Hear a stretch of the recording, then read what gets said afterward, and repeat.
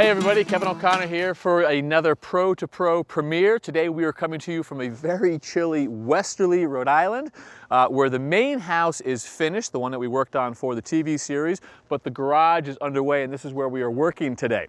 We are going to be talking about the building envelope and how to make a hard-working wall assembly in all of the different layers, from the framing to the sheathing to the insulation and to all of the weather barriers. And we're going to be working with two experts who are already upstairs.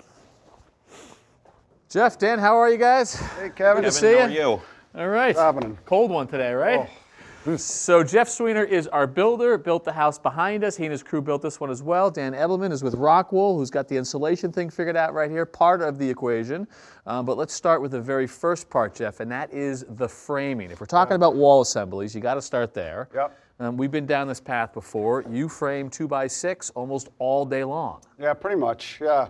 So we talk about the wall assembly, we talk about the R value, but really we want to talk about the effective R value of a wall system.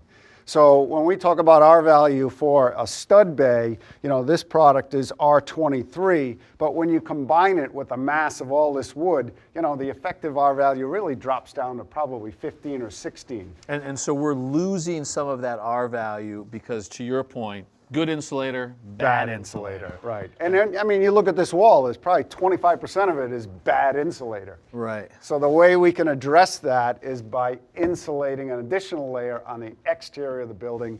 That way we create a thermal blanket so that these thermal bridges don't go to the outside. All right, so you're getting ahead of me a little bit here. Let's talk about just on the interior. First of all, what does code require of you down here in Rhode Island for a total R value for your wall? Well, the total R value for the cavity there, they want R21. R21. So Dan, if we had to get to R21, and I want to do it with fiberglass, can I get there with a 2x4 wall? You could if you're utilizing exterior insulation as well. But not if I just did the interior. No. So you just can't get there anymore, Correct. right? So the code has gotten beyond what we can get easily with a 2x4. Yeah. So that makes a case for 2x6. Yeah. We run into it with renovations all the time. You know, back years ago, it was just 2x4, and you can't get back there without superior products now. Right. So if we're in the 2x6 model, which we've got right here, and we want to stick with just interior insulation, can I get to R? You say R20? 21. Can I get to R21? So yeah, there's a couple options. One is a fiberglass bat at R21. They have those. They have those for 2x6, yeah. Higher density, or Rockwool R23 comfort bat. Yeah. And that's, like it says, it's an R23, yep. So you're going to achieve a higher R value, so it's actually going to be above the code. Okay, so this guy right here, this is your R23. Yep. This one sticks right in here. I'm at code. Correct. But we're not happy with that because this has got a couple weak points, and that's what you were alluding to. So this idea of effective R value, what does that go to? When I simply just put this in here and I've got to contend with all of the bad insulators that Jeff and his guys have put all throughout this wall, what are you doing, man? 2x6 is everywhere. Everywhere. Wetters, ripples, you know, it goes on and on. How much is that diminished? So you could see all the amount of lumber that's in this wall assembly is basically an R5.5 for each 2x6. So you're minimizing your R value, your effective R value. Wait. This thickness right here, from here to here, over that space, R5.5? R5.5. If I had used this, I'd be getting R23. Inside the cavity. Inside that, right. Yeah. So that's a huge, essentially, insulation hole in my wall. Correct. Yeah. Okay. So your effective R value on this kind of wall assembly is probably closer to about an R15 or R16. Ouch. And you have, although its code would let you do this, you've fallen below what code wants you to get, which is realistically, up to 23. Yeah. When you think about the wall as an assembly, yeah, you're below what the code is requiring. Okay. So when we talk about assemblies, we want to think about obviously the framing. That puts us down one path or another. The insulation that we want to get out of it. But we also are really concerned about air sealing because we know that even if we have this and the air is moving back and forth through this wall, we are, again, diminishing its effectiveness. Right. How do you go about thinking about sealing this if we're just doing interior insulation? What's your procedure? So if we're interior insulation only, we're going to use a self-adhered water-resistant barrier on the outside. That's going to give us our air sealing. It's going to give us our waterproofing from exterior infiltration. So we're going to dry everything from the inside, and then we're good to go. We'll create an air gap before our sheathing with a matrix, and that's the assembly. So you don't have to worry about, worrying about where the 2x meet the sheathing on the inside or around these openings or whatever, because you're going to treat that on the outside. Exactly. Okay, so that, again, makes the case for working on the outside of this whole thing. Can we talk about air movement through the different products? We know that air goes through fiberglass for sure. Right. What happens when I put in this product into a wall cavity? So one of the nice properties of Rockwool insulation is we use cross-directional fibers. So that means all the fibers are basically, there's no air channels that go all the way through the product. Gotcha. So you're going to reduce the air infiltration of just the material by quite a bit. Do you have a metric on that or a relative compared to, say, traditional fiberglass? If you don't, it's fine. We don't. You don't. That's okay. That's all right. But we just know that the air's not moving through there as easily as it through fiberglass. Right. Do we have to face it in any way, or is that good to go? So because you're doing all your air sealing on the exterior, you actually do not. You want to make sure that you're filling the cavity. This is a friction fit system, so it's really nice. You're not going to notice any big, large gaps. It's also much more difficult to cheat with the product. So you really do need to cut around all the outlet boxes. And you could see right then and there that you're And the cheating you're talking about is with fiberglass. pulling and tugging and wrap around. Yeah, making it look like it's insulated, but it's actually behind that. It's not. It's not. Or we've compressed the fiberglass and jam it in there, and that diminishes the value of it. Yeah, and the big issue with that, not having these air holes through your insulation, is now your sheathing is whatever temperature it is outside, today about 20 degrees. So what happens is your warm, moist air from the inside is going out. If you don't warm that sheathing on the exterior, you're going to have condensation issues on the backside of your sheathing. Potentially, right. Okay, so I think that takes us to the whole idea about putting stuff on the outside. You guys want to go out there? Sure. Yeah. 10 degrees warmer in Rhode Island. It's practically steaming out there. Let's go. Harness up and out we Harness go. All right, so let's talk about the different layers on the outside. Now, Jeff, you've already introduced us to your air sealing layer. Right. When I'm outside, I'm primarily thinking about protection against water. Sure. So if we can, let's jump back to that. Yeah. Yeah, so there's basically two products out there. There's a higher permeable product like this house wrap that is basically your water penetration. It manages water well. It has some air sealing qualities when it's taped correctly. Right. The problem with this product is we're going to put 62,000 holes in it when we side it. Yeah. So we've effectively canceled all that air sealing quality that we thought we had. Right. This product is a self-adhered asphalt-based product that will self-seal any penetration. So when you put all those siding fasteners in, it's sealing around those penetrations. Okay, so just to back up for a second though. Yep. Something like this, a house wrap, this is effective as a water resistant barrier, what they call a WRB. Yep. If water gets behind your cladding, it Yep. will hit It'll this hit and this, run down the run wall, down. and that works. Yep. Provided it's taped correctly and Right. layered correctly. So this can be effective as a water barrier. This can be effective as a water barrier. Sure. And there's a variety of products out there that can be effective as a Yep. water barrier. So the difference is the air sealing. Right. And that's what we're after to attain those blower door test results. We're trying to get to below 1 exchange per hour. Right. So that's that idea of an ACH, an air change ACH. per hour. Exactly. I mean, I don't know. I read a lot of this stuff. The average, American house is somewhere between 5 and 7 Right. air changes per hour. So when you say 1, Yeah. that It's- represents a super tight house. Exactly. And you think about it, and Richard preaches this all the time, that a leaky house is hard to condition that air because it's always coming in and leaving. So we capture it, then we have a better chance and a more efficient way of conditioning that air. So good for water, but when it comes to air, you prefer this. And let's talk about all those preferences. Yeah. It's adhesives, so you don't have to tape. The Right. seams stick. It'll stick I mean, to we can see itself. right here that this seam has stuck to the layer beneath Right, it. right. But this idea that it self-seals, Yeah. help us understand that. Yeah, so that's the most important part of it. So the way this material works is if when you puncture it, it basically wraps around the puncture, the nail, and it seals that hole. That sticky asphalt. The asphalt based in it is what does that. Builders are used to seeing it up on roofs. Right. Because we know we're going to be penetrating there, and now we're using it on the sidewalls. Yep, exactly. Cool. All right, so Dan, getting you in this whole thing, we've got a layer that will help us with water. A couple different ways to do it. This is Jeff's preferred method for doing water and air. Right. There's another thing that we need to worry about. And I think of you insulation guys as always thinking about this because of things like condensation. Right. And that's water and air in a different form. Right. Vapor. So typically vapor. First off, the question is, what is vapor? You know, we have vapor barriers and we have vapor retarders. So really, if we think about vapor as just a smaller molecule. Smaller than air. Than air, correct. So does that blow your mind? That blows my mind. That they're not the same thing? Or that vapor's bigger than air, but it's actually the opposite. yeah. Right. So, okay, keep going. So when we start talking about, vapor barriers versus air barriers, in a wall assembly, you can have as many air barriers as you want. Right. Because you're not trapping moisture in a vapor molecule. Yes. So by putting up a vapor barrier, now essentially you're going to have some sort of trap moisture one way or the other in your wall. And we don't like moisture in our walls. No. Because that's what leads to rot. Right.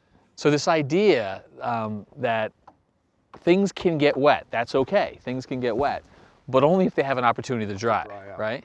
Can you make a wall that will never get wet? Is that your goal?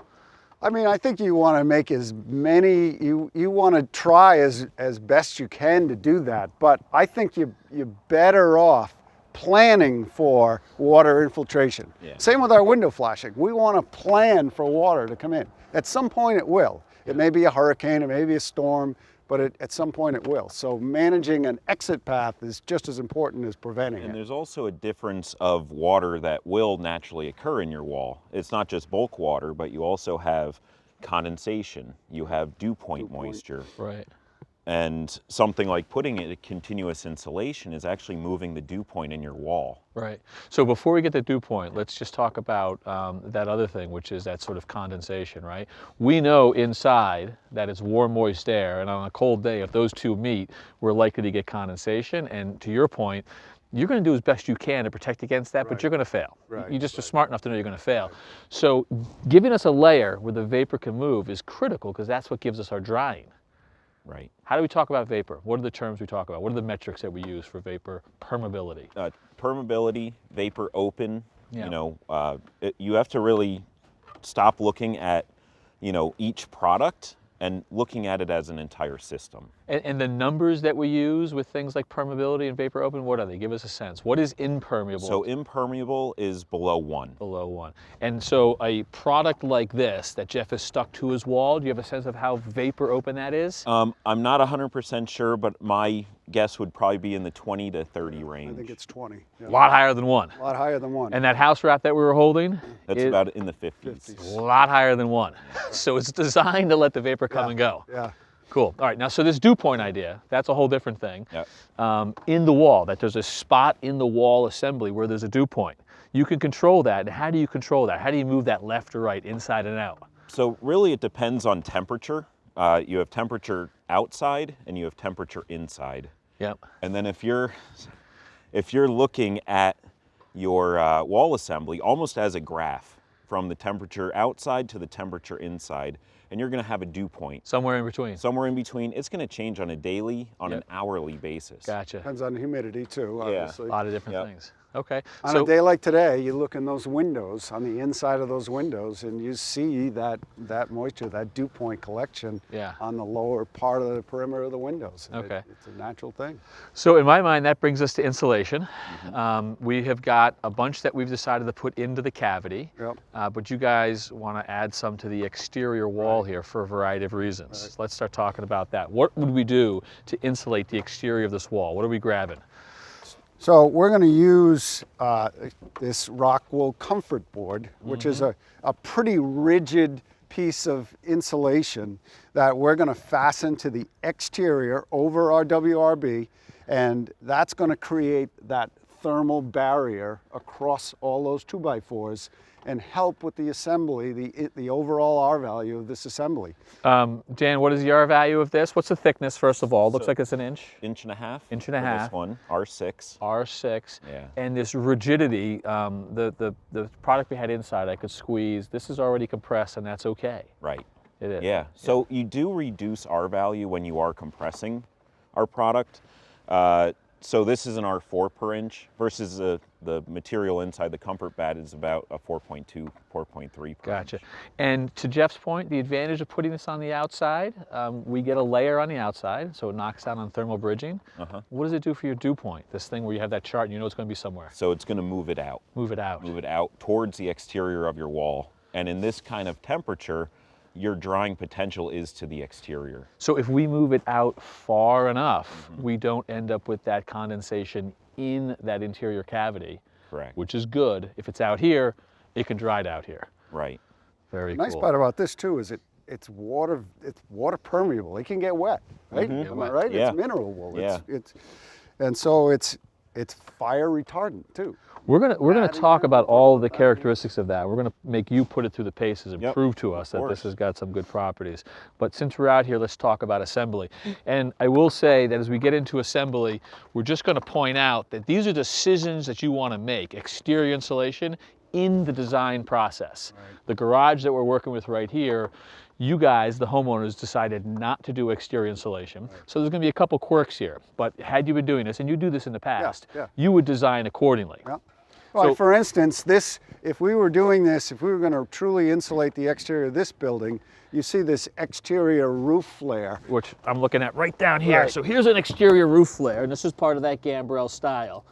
That's would've- not going to take this We would have actually run this all the way up the building first before that exterior roof facade is applied. Gotcha. So that way we're fully insulated all the way. So we're going to talk about a couple of things in sort of demonstration mode only, knowing that this is not the perfect application for it, but it is a damn good place to do it. Sure, So, sure. Let's talk about getting this up on the wall. What's that process, Jeff? So the one thing we have to realize is that, although this is pretty rigid, it's not something that's going to hold fasteners when you side. So Yep. we've got to manage two things. One is our windows. So the window manufacturer is going to want solid wood to fasten to. They have a flange on the window that they want to Exactly. nail into the wall. This material is not appropriate for that. Right. So give us a material. And So we basically call this bucking the window opening out, where we install just a perimeter piece of 2x material that's 1.5 inches, the same thickness of this. that means that when this board goes up, Yep. those two are flush. Now we're flush. And you have a then place. we're going to sheathe, because depending on the siding depends on what we're going to put on next. So for this application, we're going to be doing white cedar shingles. So for that, because we have all these fasteners all over the place, we've actually got to oversheathe that. So we'll put 1/2-inch plywood on top of this, and we'll fasten through this comfort board and into the sheathing, into the studs. So let's talk about how we're going to affix this to the sidewall, Dan. What are you handing us there? So that's Can I see just, that? it's simply a wood fastener because we are going into a wood structure, along with a large washer. You could use metal washers. This is a plastic washer Yep. that we're using. So a screw that is long enough to go through the insulation as well as into the structure back there. Right. And then this button is going to give you surface so Right. that you can actually hold it and pull. Yeah. And you would put these how often? Whereabouts? So if you're doing furring strips, really you only need 1 or 2 to Yep. keep the board up there until the furring strips, and the furring Right. strips are going Right. to essentially hold the board The same up with there. the plywood. If we plywood over it, we're going to fasten back into the studs. So really, these are just to kind of hold it in place until you get that sheathing on, or the furring strips. Okay. So the furring strips, if we were going to use clapboard here, So let me just pull up a clapboard, which we've got right here. Pardon me for getting in front of you right here. if the As we know, these run horizontally. and Right. they go layer over layer. so we would put furring strips over this, right? The furring strip would hold this insulation in place. This is thicker And- than we would use, but a good yeah. representation. And then our clapboard, we have, a nailing into it, 16 inches on center and there's a system. So we have a 3/4 inch air gap behind that clapboard. And what you're doing also, it's called a ventilated rain screen system. So you're actually adding that 3/4 inch gap. And what that's going to do, that's going to increase the drying potential more so on your wall assembly. In this case, we like that air movement. Yeah. We're trying to on stop the air outside. movement inside, but if it's Right. outbound of our assembly, that air movement's helping us. Yeah. It'll Because dry the backside of those clapboards, so Yeah. they're going to get wet with rain, and this way they'll dry. And being that the comfort board is also vapor open, it's about a 30 to 50 perm rating, all that vapor drive, vapor diffusion is going to get into that air channel and dry even quicker. It's a really good point, because if this layer right here is vapor open, which we want, Yep. if you put anything outbound of it that isn't vapor open, you've trapped. it. You never want that. Right. You want to make sure that you know Right. exactly where that control layer is. Yeah. Cool. So we're not going to do clapboards on this. We're doing shingles, which you can see in the background to match the house. Right. What's the procedure for shingles? So we'll put this comfort board on, we buck the window openings, and then we sheathe another layer right over that. So you're we doing end up with plywood or plywood. OSB over this. Yep. Then we'll put, Can I ask about the fasteners? sure, What are you going to do? You're going to shoot a nail through sheathing and this, or you're going to screw through sheathing? we're and going to this? screw through it. So just because it's a little bit more controlled, and you know that you grab the stud on the other side when you use a screw. Yep. So we'll screw that in. We'll use 3-inch screws, and then we'll end up with another WRB. We'll probably use the higher perm because we don't need that air sealing at that level. Yep. So we just want water protection for that sheathing. Then we'll do a rain screen to allow that air gap and a place for the water to migrate if it does get in there, and then our sheathing, and then Beautiful. our siding. Beautiful. You on board with all this? Is he building it the way you want to see Yeah. it built? Yeah. It looks good. And we're going to get an R value. You got 23 inside. Yep. We've got 6 6 on the outside. outside. This will also, because it's on the exterior, improve the effective R value of that interior wall. Oh, greatly. How much so? Yeah, Will we so get back to almost a 23 for that wall? So, well, what happens when you're using a continuous insulation, because it's like putting on a sweater or a jacket, so your effective R value when you're using continuous insulation, so this is an R6, you're adding R6 effective R value to the outside of your Continuous. all Not the a way. diluted 6. Right, yeah. And when those 2x6s, which we've already established are sort of the weak link in the installation, Yeah. when they don't have the ability to effectively bridge the assembly because of the exterior insulation, they're not as big of a hole Not in as their big a hole. insulation. They're not as cold. Right. Okay, so this can happen with a variety of different insulation types. You've done it before. There's even flash and bat and foam Yep. and all this kind of stuff. In this case, we're using a Rockwool. Right. This is the time where you prove yourself, Dan. We're going to put this stuff through the paces, okay? Yeah, You ready to do that? I am. Let's All right, do it. let's do it.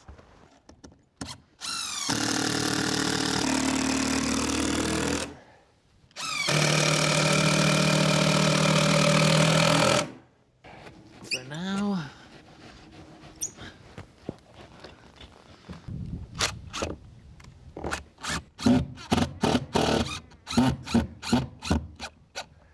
That's nice.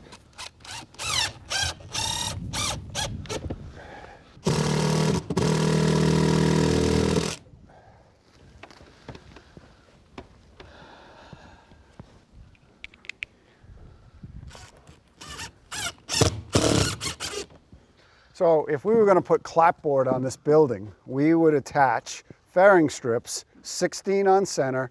They would line up with our studs on the inside. The screw through these would hold the Rockwool in place, and then we can fasten our clapboard directly to this fairing strip. Hold the Rockwool in place to the exclusion of the buttons or in addition to? In addition to, we use the buttons just to keep it, just to hold it until we get all these fairing strips installed. Gotcha. But what that really does nicely for us is it creates that air gap in the back. And in this case, this is air movement that we like. We like it. Because we've sealed the house, now this is helping us. Right.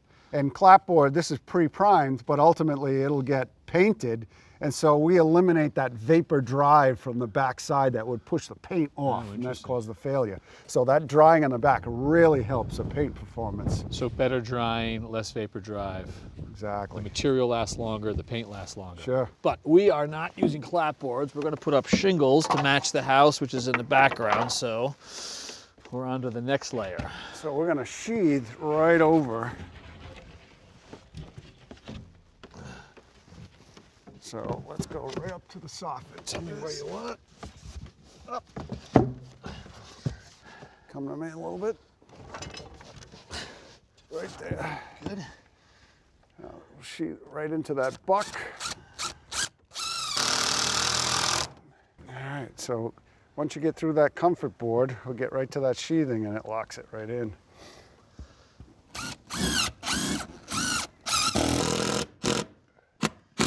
Okay. All right, so now when I see this, I'm looking at just a regular house, a regular wall, right? Right, but we're not concerned about the air sealing quality at this point. We've already got that. So we want more of a permeable solution, Right. but we want the water management. So that's where this product would come in, and we would staple this product on top of the sheathing here. That gives us our water barrier. water point, Yep, right. okay, so that goes up, Yep. and then we're just going to flash openings in the Yep. traditional way. So we're going to use our clapboard with the tapered side toward the outside, Yep, that so creates that a we little- create that outward dam. We're going to use the flexible pan here, and Yep. we're going to run that up the wall, flash that, so any water that gets into the system has a path to get out. Yep. Then, we install our window, tape the window, and then lastly is our matrix here. If Because- this were a masonry, we'd flip this the other way because it's got that, filter fabric that keeps the mortar out. But when we're doing just regular shingles, we can run it this way. And that's the same idea that you discussed with the clapboards, Yep. which is this matrix right here gives you the air barrier, Behind it. so Yep. the full drying from both sides. Right, right. And these are pre-dipped and stained. This is actually going to lengthen the life of that stained product by drying the backside of it. Gotcha. So Dan, once we go through all of these steps, what have we ended up with? So essentially you have an extremely high performance wall assembly that is also vapor open. Yep. Meaning that, in the hot summer climate, it's going to dry to the inside of your house, to your air conditioning. Because that's where the cool, dry air is and the humidity's out here. Right. And then in the winter months, when it's cold out here and warm and moist inside, it's going to dry to the exterior. Yep. And we've got all of these layers, and so we get to a very high level of performance, right? Right. You've got R23 on the inside. You've got, was it R6 out here? 6 out here. And the combination of, in and out means that we have an effective R value of close to that 29 cumulative, right? Right, yeah. And you've got the water control layer, the vapor control layer, the potential for drying. I recognize this wall, Jeff. This is the assembly that you created for us a year and a half ago on the Jamestown Right. project. That's how we got to net zero. Not only did we do it on an exterior wall, we did it on the roof. Exactly. And to get to net zero, I mean, that in and of itself speaks to a very high performing wall. Yeah. So depending on where we are, we might need a thicker wall or a thinner wall. Correct. We can do that? Yeah, so we offer different sizes, different thicknesses. We start with an 1.25 inch board. The 1.5 inch, the R6 is what we use today. We also have an R8 2-inch, Yep. an R10 2.5 inch, and an R12 3-inch board. Yeah, because the Canadians need something. And if you need thicker than that, you just layer them. Right, gotcha. Right, right. Which we did at the roof in Jamestown. Right. We did a layer of 2-inch and a layer of 3-inch, Right. and that gave us a 5-inch. Gotcha. Now, to be fair, we can accomplish this with different types of insulation. And in fact, in Jamestown with Net Zero, one of the layers was a rigid foam. Right, right. But there are some benefits to each different type of insulation. Yours has got some particular benefits. Right. This is your opportunity to prove yourself. You want to put it through its paces? Sure, of course. Let's do it. All right, Dan, so the attributes you want to tell us about? Yeah, so really it all starts with what it's made out of. So made out of recycled steel slag. That's the Steel slag. byproduct of the steel industry. You pour out the molten steel to form the beams, and this is what's left over? Right. That's one part of it. And what's And this? this is basalt. It's the entire Earth's crust. Really? It's a lava rock. Huh. And there's a lot of it? It's the most abundant resource in the world. So how do you go from these two to that? So what we do, we actually melt it down at 2,700 degrees Fahrenheit. We then spin it in basically a big giant cotton candy machine Oh. and blow air through it, whip it into fibers, and then we compress it down to whatever kind of thickness and density that we're looking for. Very cool. Okay, so take those. That leaves us with this, and the particular attributes that you want to show off, or what? Yeah, so we'll start with sound. So this is just our regular Safe and Sound product for primarily interior walls. All of our materials are going to help drastically with sound just from the sheer density of the wool. And you can tell. Ooh, that's oh my goodness. See. Pretty powerful. Yeah. Will you take that back out and hand that to me? No, nope, I want to. Wow. Tremendous. Wow. That's why we put it in between floors and in between bathrooms. Yep. And, Yeah. And now with the expanding indoor spaces that are more open concept, Sure. there's sound travels through a house much easier now than it used to in the older homes. Yeah, Very yeah, cool. no doubt. So by just stuffing this in every cavity that you possibly can, you're going to help with the indoor sound comfort of your house. Okay, gotcha. What else? So the next biggest one is water. Yep. So we are water repellent. We have an oil-based binder, and you can see it's going to shed water. Whoop. Look at that. So you can see exactly what that does. It's just going to bead right off. And again, what we were talking about outside, it's a vapor open product. So even if water gets trapped behind there, it's able to dry out All right. without actually absorbing. And you were saying earlier, Jeff, that you've actually seen this applied to foundations Yeah. on yeah. the outside.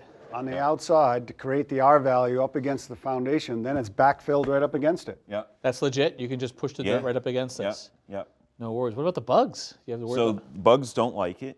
We actually are termite resistant.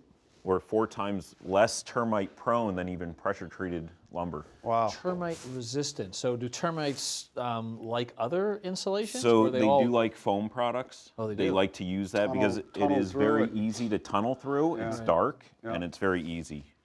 It's kind of funny that, Mother Earth, the bugs don't like it. Right. So whatever Right. you do with it. Yeah. Cool. All right. It's also dimensionally stable, Meaning what? meaning that it's not going to shrink or expand with temperature changes the way that some of the foams will. Right. I mean, I always say you don't see the Rockies shrinking in the winter. Good point. So, Okay, there you go. All right. So sound, it's good for sound. Water, it's good for sound. The bugs don't like it. What else you got? let's talk fire. So a lot of people know our product due to the fire resistance of it. And you can see, well, you can see it's not going to actually carry a flame ever. No matter what, smoke no matter how long, development, no matter how long you leave no it matter there. how long. At 2,150 degrees, it's going to melt and Right. turn back into its lava stage. Other insulations on the market, fiberglass is about 900 degrees Fahrenheit. That's going to melt. A lot of the foams are going to burn at around 250 to 350 degrees, Big difference. depending on which kind. But So yeah, it- I could be here all day with this. It'll never carry a flame, and I'm not seeing any smoke either, so it's not even going to smolder. Right. Yeah. That's cool. Zero smoke development. We just, on the modern house that we did in Brookline last season, we had a fireplace suspended through from the ceiling, and it sat right up against the wall. Yeah. It was a wood stove, basically. And I can remember Charlie Silva, the prescription, the house was foamed insulation, but the prescription behind that fireplace, the wall buildup, was steel studs, and this in between them for insulation. The heat. To your point about it's sort of never going to Yeah, ignite. you don't have to worry about any ignition. Cool. Very All right. Also, in a basement, you could leave this product exposed because there's fire codes that if you do put like a foam board right up against the foundation, You essentially have to you put a need to fire put a stop. fire stop in front of that. This is both. Gotcha. It's your insulation and your fire stop. All right, well, good segue to something that's exposed. Let's talk about the interior application of putting this in. So let me just pull that out. Yep. This is the way you guys sell it, this size, Yep. so I don't have to trim this. Correct. So it comes, we have both 16 on center and 24 on center. Friction fit, you're just going to really push it right into the wall cavity. No staples, no paper. No staples, overhead, you just push it right in. Right. It is a great DIY project because you don't need any special gear. We do recommend gloves, dust mask, Sure. simple dust masks. Same stuff we use with fiberglass. Yeah. And then if we have to work it around an outlet, so this we've cheated and put it a little bit above, but if we were to start down here, okay, and I wanted to start down there, how do I treat that outlet? So you would simply use a serrated knife. And with this, I mean, normally I'd probably measure, but you just cut it slightly smaller than the box. Yep. And I'm not going to cut all the way through, because what we were talking about earlier with the air gaps, you want this insulation behind the box as well. So then what you do, you basically just push it right into the cavity. Right. And have it a nice tight fitting bat. And you got a little bit behind that box too. So And you still have some right behind the box. So I'm not sure if everyone knows, but with fiberglass insulation, you diminish its R value considerably when you start to compress it. Right. It's designed to be fluffy and open like that. Correct. If there's some compression of this product behind that box, what's going on there? So this product is always going to be around a 4 per inch. No matter what. So you don't have to worry about the have to worry about reduction. Now, the bounce back rate, which we were talking a little bit outside on the board, same thing applies here. So you could see when you push it in, it's actually going to bounce right back out. Gotcha. Okay. So this is the bat. If you could hand me the board for a second. Can I use this on the inside? Would I want to? Do you always want to go this way? You could, in like, if you don't have access to the exterior of your house, or if you're not going to be re-siding, you could definitely put this up interior, and now it's going to be a continuous insulation as well. Right, and I can layer these on top of each other, make them thicker by putting buying the thicker boards or overlapping the boards. Right. I guess you kind of do get a little thermal bridging from that effect because you're insulating on this side, the inboard side of the studs. So Right. It does work. All right, that's in there. It doesn't look like it's going anywhere. Once it's in, do we have to secure it anyway? No way. Just finish it with drywall, and you're good here. And it's not going to sag in the wall on us. Correct. Yeah, you get long-term thermal resistance, no moisture absorption, so it's not going to slump or settle in the wall cavity. All right, so a big part of the recipe for making a high-performing wall. You've used it. We like it. Good to go? Yeah. Awesome. Dan, we appreciate you playing with us on a cold winter day. Thank you very much. Cold. Jeff, as always, Thank you, Jeff. being our smarts on the scene is great. And we want to thank Rockwool for sponsoring this Pro2Pro. And for all of you, thank you for tuning in. And keep an eye out for more, because we've got more smarts coming from people like this just for you guys. All right. All right, let's get this rolling. The salt and slag? Really?